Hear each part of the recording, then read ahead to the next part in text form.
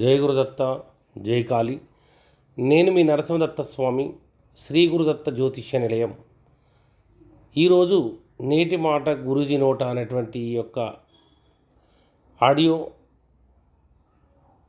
Video రూపకంగా అందించేటువంటి విషయం ఏమిటంటే, ఇప్పుడు జరుగుతున్నటువంటి రాజకీయాల విశ్లేషణ కొరకు పొలిటికల్ ఆస్ట్రాలజీ పేరట మనం ఈ యొక్క అంచనాను శాస్త్రీయంగా గురించి చెప్పబడుతున్నది. కనుక ఇది ఏ రాజకీయ పార్టీ కానీ ఏ రాజకీయ వ్యక్తులను కానీ విమర్శించే ఉద్దేశం లేదు.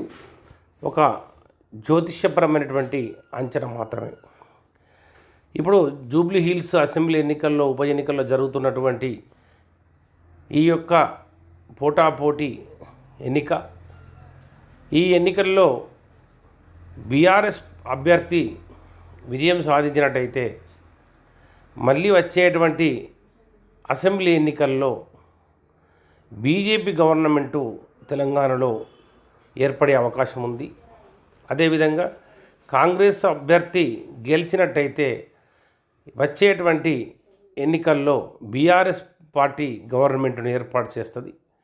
ఇది ఎలాగో కొంచెం ఆలోచించవలసింది తెలియజేస్తూ, ఇది ఒక పొలిటికల్ ఆస్ట్రాలజీ అనేటువంటి శీర్షికన మరియు మాకున్నటువంటి శాస్త్రీయ పరిజ్ఞానము, శాస్త్రాలు తెలిపినటువంటి విధంగా ఆలోచించి చెప్పడం జరిగింది.